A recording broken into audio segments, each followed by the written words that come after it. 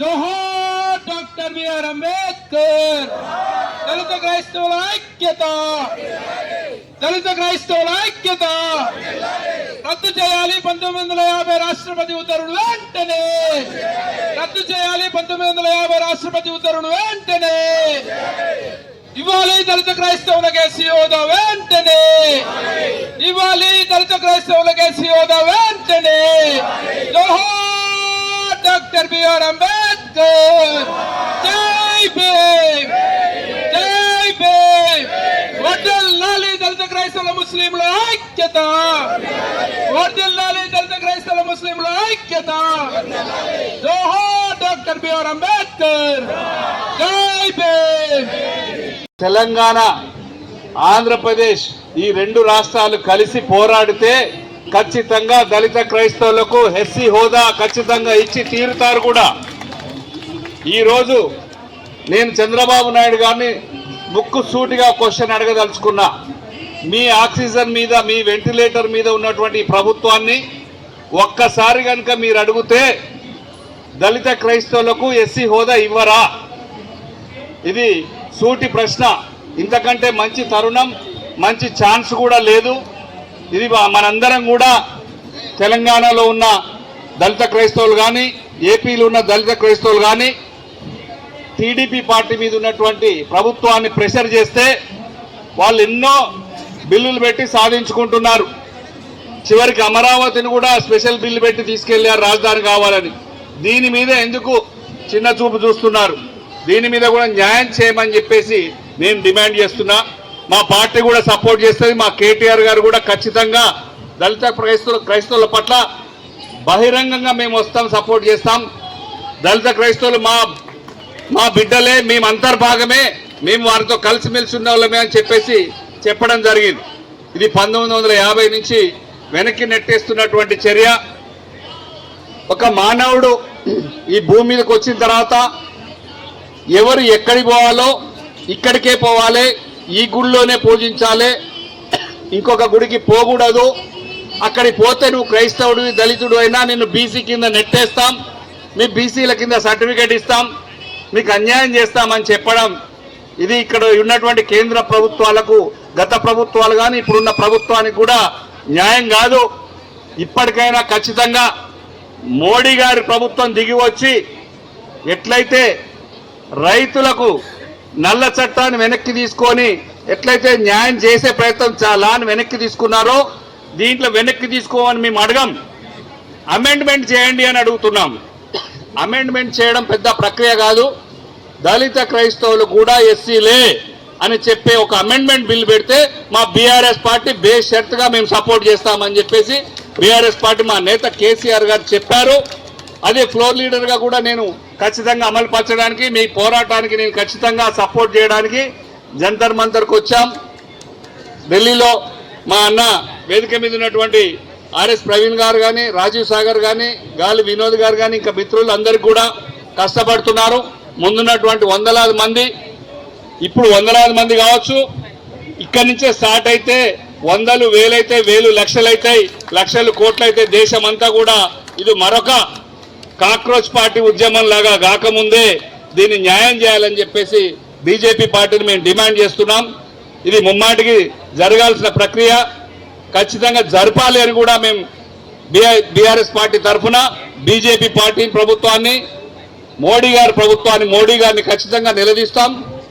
మీరు ఎక్కడ ఏది పెట్టినా ఈ ఉద్యమానికి బీఆర్ఎస్ పార్టీ సపోర్ట్ ఉంటుందని చెప్పేసి జై తెలంగాణ, జై KCR. All India Dalit Christian right protection committee పెద్దలకు మరియు ప్రజాప్రతినిధులకు, పత్రికా మిత్రులకు, చేరి వచ్చినటువంటి నా సహోదరులకు, all India Dalit Christian right protection committee పిలుపు మేరకు తరలి వచ్చిన మీడియా మిత్రులకు, పత్రికా సోదరులకు,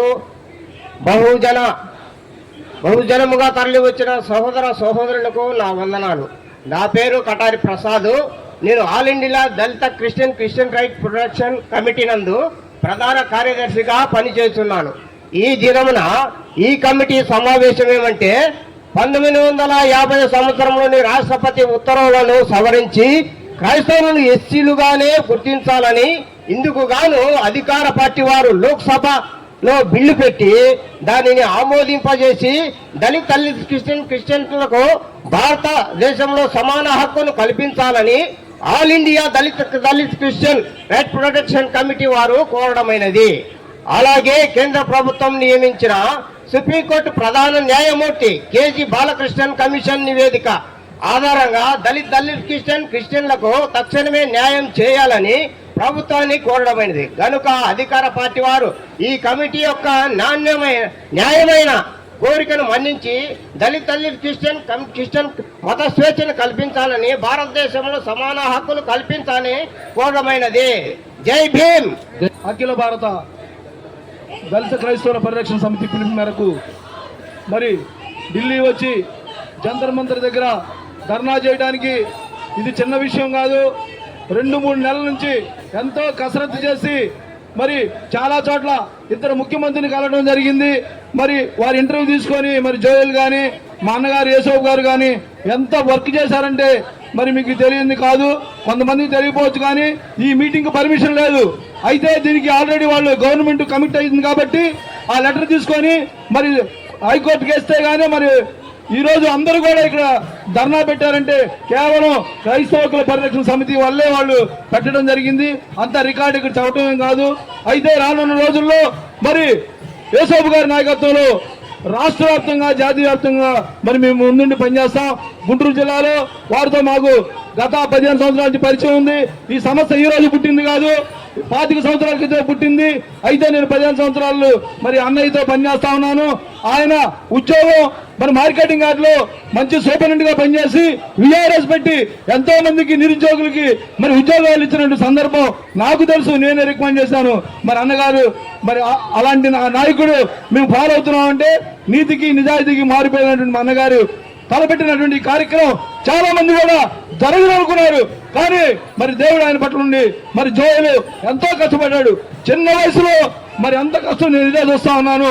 చాలా మంది నాయకులు ఉండొచ్చు కానీ పని చేయాలి, పని తప్పునుండాలి, జరగాలి అన్నట్టు ఈరోజు మరి వ్యక్తిగతంగా ఆయన పెంచడం కాదు కానీ అంత కష్టపడ్డాడు. నేను కళ్ళతో చూశాను కాబట్టి మరి ఈరోజు మన ముఖ్య అతిథి గాలి వినోద్ కుమార్ గారు గుంటూరు జిల్లాలో పర్యటించారు. అన్నప్పుడు కలవడం కూడా జరిగింది. నీతికి నిజాయితీ మరి ఆయన ఎంతో మరి దళితుల పట్ల మరి వర్క్ చేస్తా ఉన్నారు. వారు వచ్చినందుకు వారికి హృదయపూర్వక ధన్యవాదాలు తెలియజేస్తూ అలాగే అవకాశం ఇచ్చినటువంటి జోయలకి ధన్యవాదాలు తెలియజేస్తూ రానున్న రోజుల్లో మరి ముందుగానే చెప్పారు ఇక్కడ 100 మంది కాదు 1000 మందితో ప్రదర్శన చేయబోతున్నామని తెలియజేస్తూ ముగిస్తున్నాను. పెద్దలకు కూడి వచ్చినటువంటి మీ అందరికీ కూడా నా హృదయపూర్వకమైన వందనాలు. ఇంతవరకు ఇది మనం చేస్తున్నటువంటి కార్యక్రమం ఎందుకు అనేటువంటి విషయం అందరికీ తెలిసిందే. మరి 1950వ సంవత్సరంలో ప్రెసిడెన్షియల్ ఆర్డర్ వచ్చిన తర్వాత అది రద్దయిందా లేదా అని మనం ఒకసారి ఆలోచన చేస్తే 1956వ సంవత్సరంలో సిక్కులందరూ కూడా ఇదే విధంగా వారి యొక్క మనోభావాలు తెలియజేసి మాకు ఆ యొక్క జీవో మాకు వద్దు అన్నప్పుడు వాళ్ళు రద్దు చేశారు. మళ్ళీ 1990వ సంవత్సరంలో బుద్ధిస్టులందరూ కలిసి వాళ్ళు ఏకదాటిగా ఇలా రోడ్డు మీదకి వచ్చి నిరసన తెలియజేసినప్పుడు ఆ యొక్క సమస్య నుండి వాళ్ళకి కూడా విడుదల కలిగించారు. ఏం దౌర్భాగ్యం తెలియదు కానీ దళిత క్రైస్తవులకి లేదా దళితులకి ముస్లింస్కి మాత్రం నేటి వరకు కూడా ఆ జీవో నుండి మనకు విముక్తి కలిగించలేదు. అంటే మనం భారతదేశంలో పుట్టలేదా, మన భారతీయులం కాదా, డాక్టర్ బిఆర్ అంబేద్కర్ రాసినటువంటి రాజ్యాంగం మనకు వర్తించదా అంటే ఆనాడు మనల్ని వీధి చివరిని ఊరి చివరిని పెట్టారు. ఈ రోజు ఊర్లో ఉన్నప్పటికీ కూడా మనకి కల్పించబడినటువంటి రాజ్యాంగ హక్కుల్ని మనకి దక్కకుండా చేయడానికి రాజకీయ పార్టీలన్నీ కలిసి మనల్ని ఉపయోగించుకుంటున్నాయి, మన మీద వాళ్ళ యొక్క అధికారాన్ని రుద్దుతూ ఉన్నాయి. కాబట్టి ఈ రోజు ఇది ఒక్కరి సమస్య కాదు, మనం అందరం కలిసి మరి వాళ్ళిద్దరికి సిక్కులకి బుద్ధిస్టులకి ఈ రాజ్యాంగం కల్పించినటువంటి హక్కులు కల్పిస్తూ 1950వ ప్రెసిడెన్షియల్ ఆర్డర్ నుంచి విడుదల కలిగించిన రీతిగానే కూడా ఈనాడు ముస్లింస్ కి దళితులకు కూడా ఆ భావం లేదా ఆ యొక్క రాజ్యాంగం కల్పిస్తున్న హక్కులు కల్పించాలని మనం అందరం చేస్తున్నటువంటి పోరాటం పార్లమెంట్కి వెళ్ళాలి, జీవో రావాలి, మన జాతి భవిష్యత్ బిడ్డలకు కూడా ఒక గొప్ప మార్గదర్శకంగా మన ఉద్యమం నిలబడాలని హృదయపూర్వకంగా కోరుకుంటూ ఈ ఉద్యమం ఇక్కడతో ఆగిపోకూడదు. ఇది ప్రారంభం మాత్రమే. రానున్న దినాల్లో ప్రతి ఒక్కరు కూడా ఇది నాది అనేటువంటి భావంతో ముందుకు వచ్చి మన హక్కులను మనం సాధించుకునేంత వరకు పోరాటం చేయాలని హృదయపూర్వకంగా కోరుతూ ఉన్నాను. Thank you sir. మిత్రులారా, ఈ ఆల్ ఇండియా దళిత క్రిస్టియన్ రైట్ ప్రొటెక్షన్ కమిటీని షార్ట్ పీరియడ్లో మేము దీన్ని ఓపెన్ చేసి ఈ స్థాయికి తీసుకురావడానికి మేము ఎంతో కృషి చేశాము.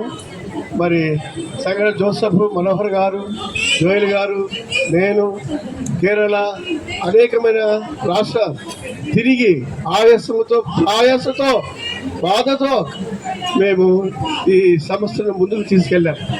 అయితే ఎన్ని పోరాటాలు చేసినా మనకి ఫలితము దక్కాలని ఎంతో ఆశతో ఎదురు చూస్తున్నాం. క్రిస్టియన్స్ని, తర్వాత దళిత క్రిస్టియన్స్ని, మరి ఈ మత స్వేచ్ఛని, ఈ ముస్లిం స్వేచ్ఛని వీటిని కాల రాయకూడదు. మానవుడు ఈ విధంగా దోచుకుంటే మరి మానవుడికి రక్షణ ఎక్కడుంది? కాబట్టి ప్రతి మానవుడు మరి వారి హక్కులను కాల రాయకుండా మరి ప్రభుత్వాలను మనము అడుగుతుంటే ప్రభుత్వాలు వాటిని గమనించి పార్లమెంటులో ఈ యొక్క వాయిస్ని వారు గమనించి వీటిని అమలు పరిచేదానికి ఎంతైనా కృషి చేయాలని అడుగుతున్నాం. మరి 1950లో రాష్ట్రపతి ఆ యొక్క ప్రెసిడెంట్ రూలుని పెట్టినటువంటి ఆ రూలును ఇంతవరకు ఎందుకు కొనసాగిస్తున్నారు? ఎందుకు వాటిని మరి తీసేయలేకున్నారు? ఏమిటి దీనికి కారణం? కానీ మనలలో దళితులలో ఓన్లీ మా దళితులు ఏమి చేసినా గమ్మునుంటారు. కుక్క కొడితే గమ్మునుంటుంది, అది ఏం చేయలేదు. తిరగబడితే మరి కలుస్తుంది. కాబట్టి ఇప్పుడు మనం తిరగబడి వారి మీదికి ఈ యొక్క పోరాటాన్ని ముందుకు తీసుకెళ్లి మన యొక్క రాజ్యాంగం మన హక్కులను కాపాడుకోవాలని మీ అందరికీ సర్వేయంగా తెలియజేస్తూ, యూనిటీగా మనమందరము ఆల్ ఇండియా దళిత క్రిస్టియన్ రైట్ ప్రొటెక్షన్ కమిటీని మనమందరము సపోర్ట్ చేసి ప్రతి ఒక్కరి హక్కులను కాల రాయకుండా కాపాడేదానికి మేమందరము కృషి చేస్తాము. మీ సపోర్టు మాకు కావాలని కోరుతూ ఇంతటితో నేను విరమిస్తున్నాను. మీ అందరికీ జై హింద్, జై భీమ్. అనగా 2026 సంవత్సరం మరి బ్లాక్ డే సందర్భంగా మన దేశ రాజధాని అయిన ఢిల్లీలో మనం చేరుకున్నాం. ఇది ఒక ఆర్గనైజేషన్ స్వరం కాదు, ఇది యావత్ దళిత క్రైస్తవుల యొక్క ఆర్తనాదం. ఇది ఒకప్పుడు సనాతన ధర్మం అంటూ దళితులకు విలువలేని స్థితి, మూతికి ముంత కట్టారు, మరి వెనకాల చీపురు కట్టి అనుభవించిన పరిస్థితులు నేటికి కూడా మారలేదు అనడానికి ఇది ప్రత్యక్షంగా మనం సాక్ష్యాన్ని చూస్తా ఉన్నాం. నేటి రాజకీయ వ్యవస్థలు, నేటి అధికారులైన వారు దళితులను అణిచివేస్తున్న పరిస్థితి. దేశంలో మనకున్న పరిస్థితి ప్రస్తుతం ఎలా ఉందంటే, దళితులకు విలువ లేదు, క్రైస్తవ్యానికి స్థలం లేదు అన్నట్టుగా ఉంది. ఈరోజు దళిత క్రైస్తవులు ఈరోజు అనుభవిస్తున్న పరిస్థితులు సుమారు 76 సంవత్సరాలుగా అనుభవిస్తున్న ఈ పరిస్థితులకు సమాధానం లేని పరిస్థితి అయిపోయింది. కనుక మనమందరం ఐక్యముగా ఈ పోరాటాన్ని సాగించవలసిన సమయం వచ్చింది. ఒకప్పుడు సిక్కులు సాధించుకున్నారు, బౌద్ధులు సాధించుకున్నారు. ఈరోజు దళితులంగా మనము సాధించుకోలేని పరిస్థితి. ఎందువల్ల అంటే ఐక్యత లేని పరిస్థితి. కనుక ఈ సమయం వచ్చింది మనకి, దీన్ని సాధించుకోవాల్సిన పరిస్థితి మనందరి మీద ఉంది. ప్రతి దళిత క్రైస్తవ స్వరం వినపడాలి, ప్రతి దళితుడు లేచి ముందుకు రావాలి, ప్రతి క్రైస్తవుడు కూడా ముందుకు రావాలి, ప్రతి ముస్లిం స్వరాన్ని ఎత్తాలి. ప్రభుత్వాలు మారాలి, అధికారుల వారి యొక్క ఆగడాలు మారాలి. ఈ దినం జరుగుతున్న ఈ పరిస్థితులన్నిటికీ సమాధానం దొరకాలంటే మనలో ఒక ఐక్యత అనేది రావాలని తెలియజేస్తా ఉన్నాను. ఈ 2026 సంవత్సరపు ఈ బ్లాక్ డే సందర్భంగా యావత్ భారతదేశంలో ఉన్న ప్రతి దళితుని యొక్క స్వరం సమాచారం ప్రభుత్వాలకు చేరాలి. ప్రభుత్వాలలో మనకు చెందవలసిన ప్రతి ఒక్క హక్కులను మనం సంపాదించుకోవడానికి ముందుకు రావాలని పిలుపునిస్తూ క్రిస్టియన్ రైట్స్ ప్రొటెక్షన్ ఫోర్స్ క్రైస్తవ హక్కుల పరిరక్షణ దళం తరఫున తెలియజేస్తున్నాను. ఈ కార్యక్రమం ఈ దినమంది స్థలంలో ఏర్పాటు చేసిన ఆల్ ఇండియా మరి దళిత క్రిస్టియన్ వీరు చాలా ప్రయత్నం, చాలా గొప్ప ఈరోజు ఒక త్యాగమే చేశారు. ఈరోజు ఈ స్థలం నిలబడడానికి ఈ చక్కటి అవకాశాన్ని కల్పించిన వారికి నా హృదయపూర్వక వందనాలు తెలియజేస్తూ మీ అందరికీ నా హృదయపూర్వక వందనాలు తెలియజేస్తాను. Thank you.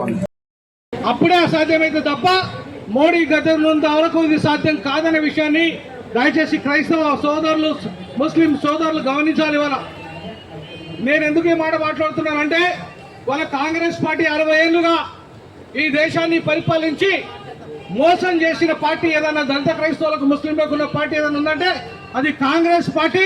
కాంగ్రెస్ పార్టీ భూస్థాపితం అయిపోయింది. ఇక భవిష్యత్తులో కూడా కాంగ్రెస్ పార్టీని అధికారంలోకి రానియకుండా చేయడమే దళిత క్రైస్తవుల ముస్లింల లక్ష్యంగా ఉండాలి. లేకపోతే మరొకసారి మోసం జరుగుతుంది ఈ దేశంలో దళిత క్రైస్తవ ముస్లింలకు. ఈ సందర్భంగా తెలియజేస్తా ఉన్నాను. ఎందుకంటున్నా ఈ మాట? ఎందుకు క్రైస్తవులు ఇవాళ ఇంతకాలము కాంగ్రెస్ ఓటేస్తే మిగిలింది ఏంటిది?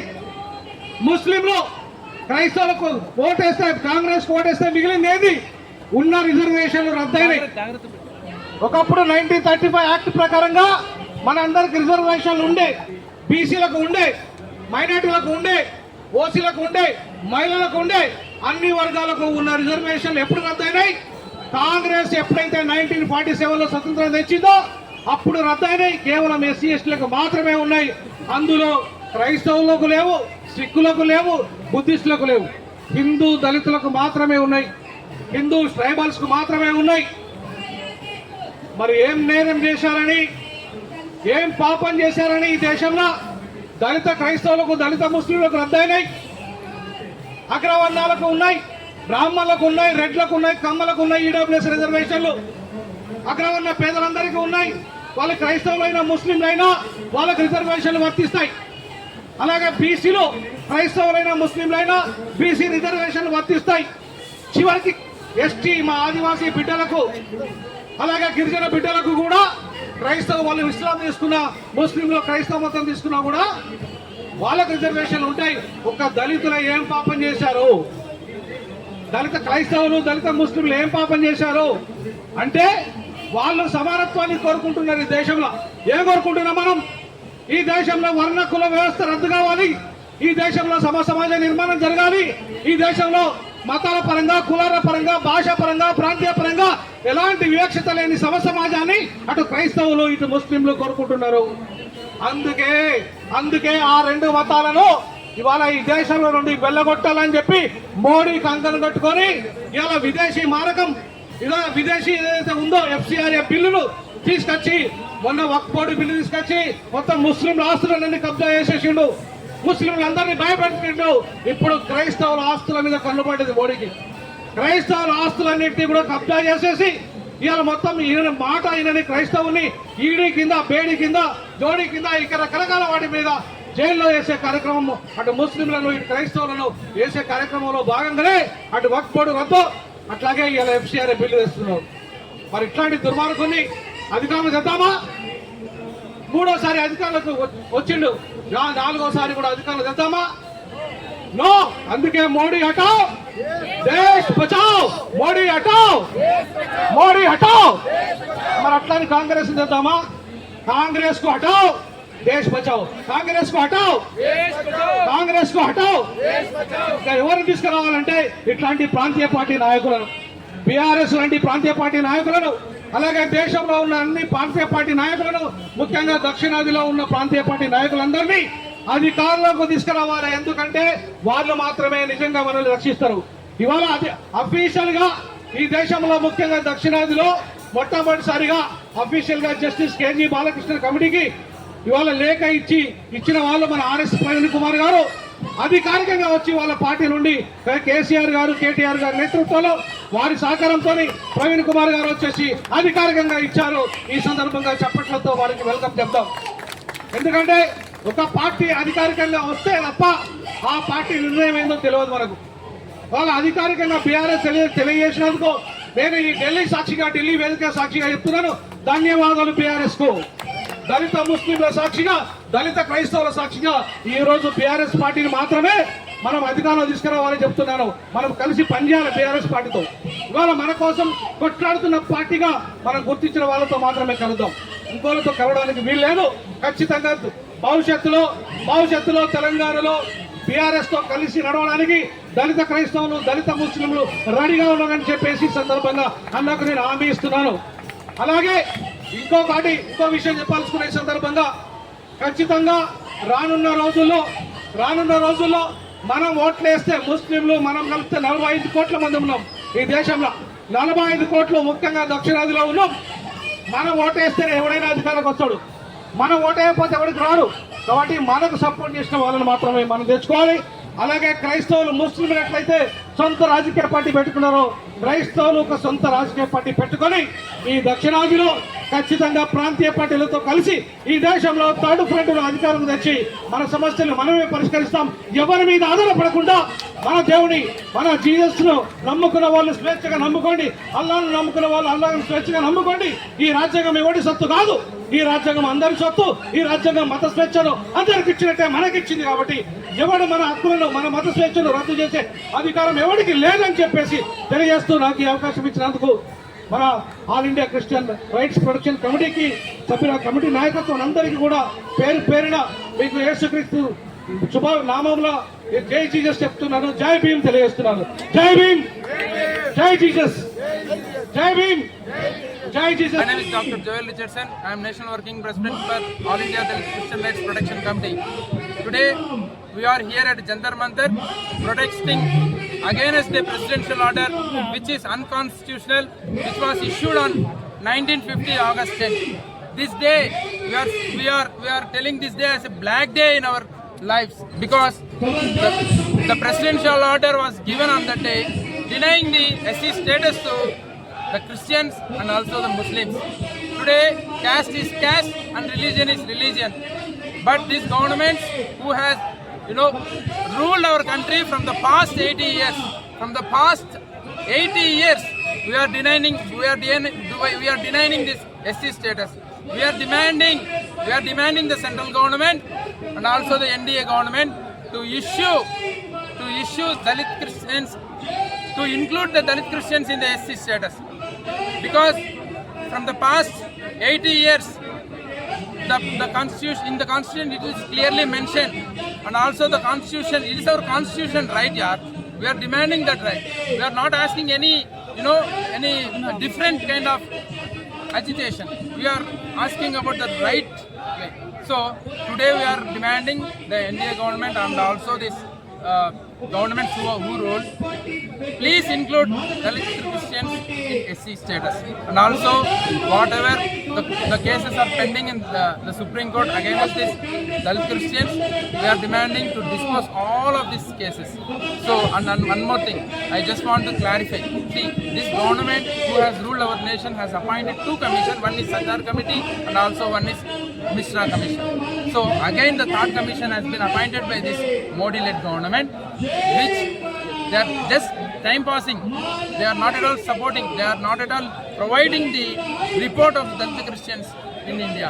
So we are demanding this through your media that the Modi government has to take immediate action against this one.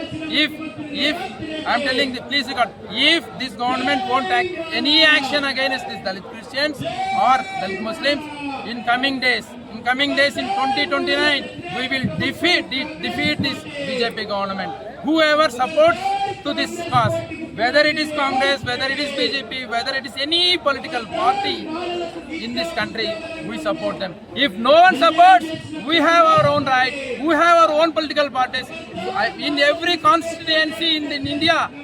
On behalf of All India Dalit Christian Rights Protection Committee, either in MP seats or MLA seats, we will contest, we will win, we will defeat you, and we will sit in the parliament and we will make ourselves the amendment to this constitution, because we will have that much knowledge. So thank you very much.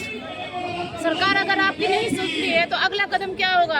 अगला कदम अभी ये जंतर मंतर में छोटा वाला से group से कर दिया, अभी हम पूरा देश को एक